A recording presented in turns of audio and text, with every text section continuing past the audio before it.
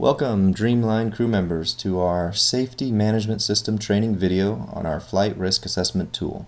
The purpose of a flight risk assessment is to assign a numerical value to the potential risk associated with any given flight.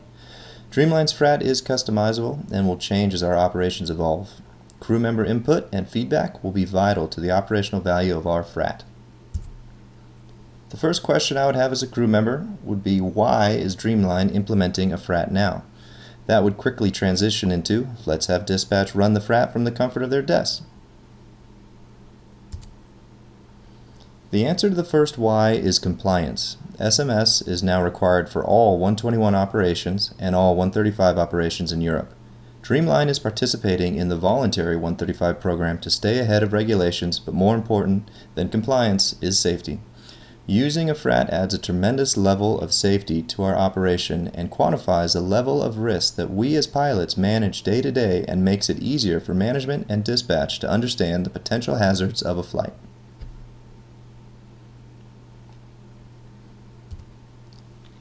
Lastly, the reason dispatch can't run a FRAT for each flight is because they completely lack the operational knowledge of your aircraft, deferred maintenance, specific weather conditions, and airport challenges.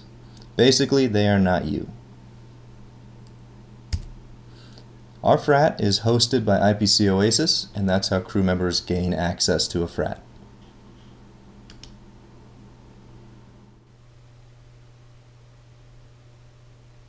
Using any standard web browser, go to ipcoasis.com, enter your username and your password to access your account.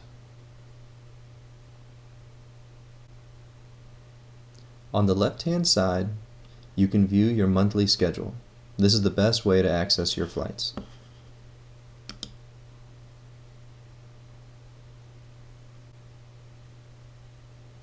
The flight risk analysis we're going to do today is for a flight that took place on the 15th in November 401 Sierra Yankee for Good Jet, piloted by Joe Tumanero and Patrick Lee. This was a long day. This crew departed from Teterboro at 8 in the morning, went to Boston with 6 passengers. From Boston, they departed to Fort Worth, still with 6 passengers. From Fort Worth, they departed again to Modesto, dropped their passengers, and then from Modesto, dead-legged back to Oakland to finish their trip. Let's run our flight risk assessment for their first flight. What you want to do is find the yellow symbol that has the black exclamation point. This represents the flight risk analysis tool for that leg. By clicking this, you will open a flight risk assessment.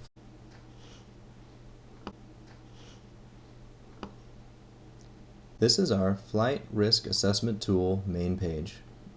It's a list of 39 questions, each with a value that in the end will give that leg a numerical value of its level of risk. The values are from 0 to 22, 22 to 49, and above a 49 is a no-go. Let's start from the top. Departure date, aircraft, trip number, leg number, Teterboro to Boston by Joe and Patrick. All of these fields with the red star have been pulled over from FOS, so the trip information is mostly correct, but the pilot experience information is not correct. PIC with less than 100 hours in type, that does not apply to Joe. SIC with less than 100 hours in type, that no longer applies to Patrick. PIC with less than 40 hours in the last 90 days, that does not apply to Joe. SIC with less than 40 hours in the last 90 days does not apply to Patrick. Duty day greater than 10 hours. These guys have a duty day of roughly 13 hours. Single pilot operation? No. 4 or more flight legs in a day, that does apply. 5 or more flight hours in a day, that also applies. Pop-up or reroute? No. Flight operations between 2300 and 0500? No. International operations? No. This moves on to the operating environment. It starts at the departure airport, and then en route, and then arrival airport. Departure airport, non-IFR. They're leaving from Teterboro, it doesn't apply. Tower closed? No. Mountainous airport? This is at the pilot's discretion, or GOM 2.5. Either way, it doesn't apply. Night takeoff? No. Wet runway. There is rain in the area.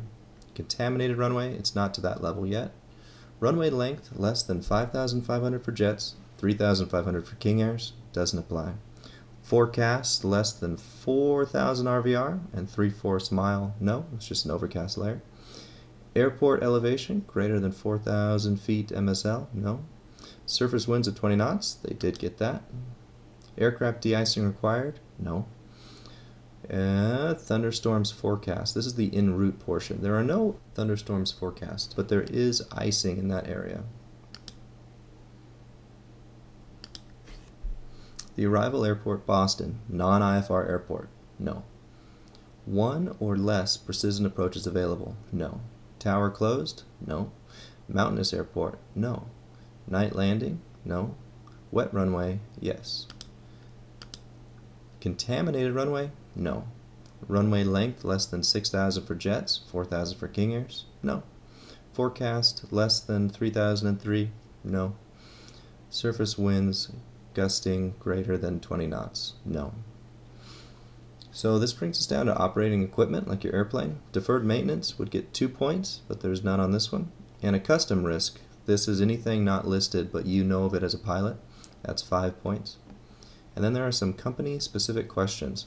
These are given a huge value that will immediately make your flight basically a no-go, but it will require a DO or a chief pilot approval. Those are circling approaches at night, squall lines forecast, or no instrument approaches at night. For our current flight of Joe and Patrick, we have a subtotal of 21 points. This is kind of a high score because it's a long day with 2 crew members flying in just regular rain in the northeast. Scores from 0 to 21 are a go. These guys are good to go.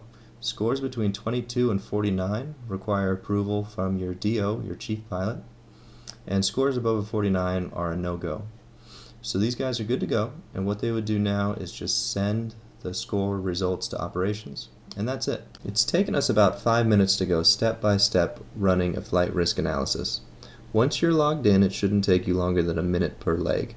You just check the box that apply to that leg and hit submit. That's all.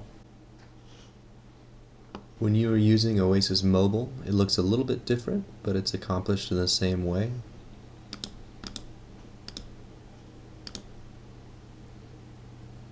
After logging in, just click on the date of the trip that you want to run.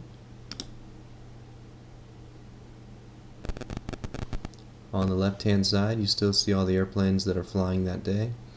The only difference is it says RAT. You can go ahead and click on RAT, and that'll open the risk assessment for that flight.